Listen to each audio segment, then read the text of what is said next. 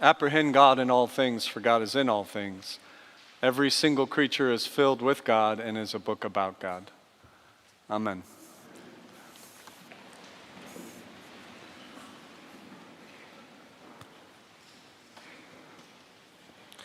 Do you guys ever get a chance to go over to Lakeshore?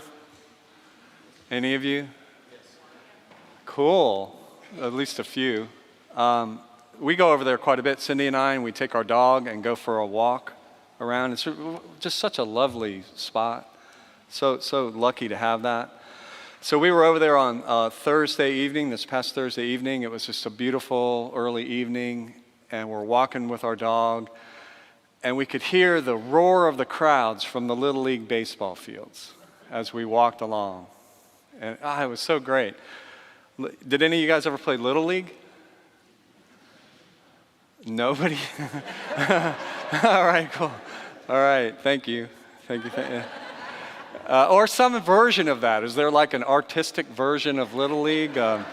Is there like a choir version of Little League? There's got to be. It's just such a beautiful thing for kids to gather together and do something that they love to do and learn about things. So as we were walking around listening to the roar of the crowds, it took me back. Did I ever tell you about the time and the game when I drove in the winning run? Did I ever tell you about that? Okay, I'm going to tell you about that. So here it is. The bases are loaded. It's the last inning. We're down by 1 run. I step up to the plate. A hush goes across the crowd. I hit the first pitch right back up the middle. 2 runs score, we win the game. And everybody there comes rushing onto the field, and they all jump on me, and there's like this big pile of excitement and elation. Oh, it was so wonderful. And after that, for days, because it was a little town, everybody talks. At my elementary school, everybody wanted to be my friend. They all thought I was the best thing in the world because I was a winner, right? Well, why can't every day be like that? Right? Where you just feel like that. Well, life doesn't seem to work that way, does it?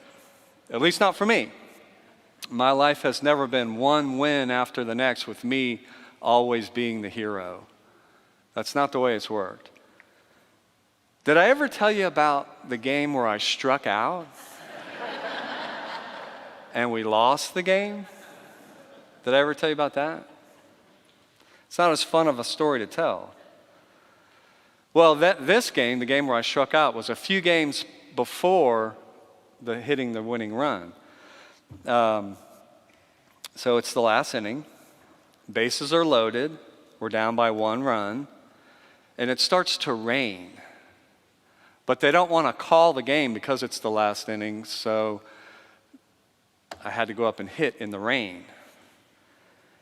And this guy threw hard, and he was throwing way too hard for me. And so I swung at 3 really bad pitches, and I struck out.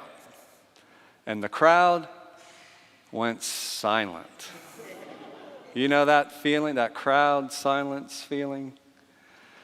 And I just slinked off the field with the weight of being a loser on my shoulders. Oh, God, I felt terrible. I let down my teammates. I let down the people watching the game. I felt like I had a neon L just going like this. Oh, man, it was terrible. And then after that, since it's a small town and everybody talks, day after day in school, it was like nobody wanted to be my friend. I had like the plague, right? Because I wasn't a winner. I was a loser, right?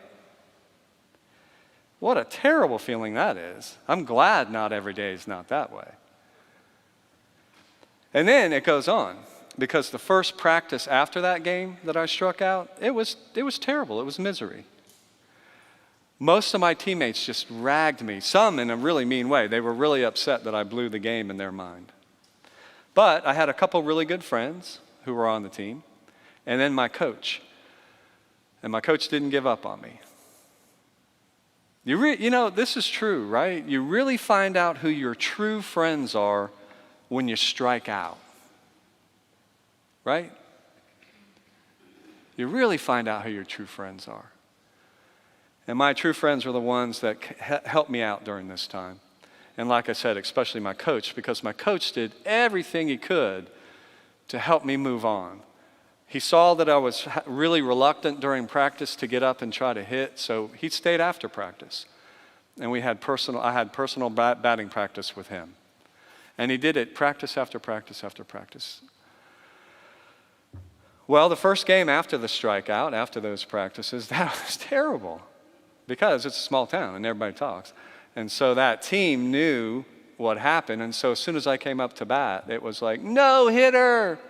He can't hit. Move in, move in. Oh, man. And that became like their chant as I was up to plate. And I didn't get a hit that game. And I didn't get a hit the next game or the next. Then you know what happened? Did I ever tell you about that time I drove in the winning run? That's what happened. But what I didn't tell you about that game is that before I got up to bat, our best hitter was up before me. And there were only 2 people on base. So they walked him intentionally so that they could pitch to me. So here I am freaking out, standing in the batter's box like, oh my God, not again. Bases loaded, last inning.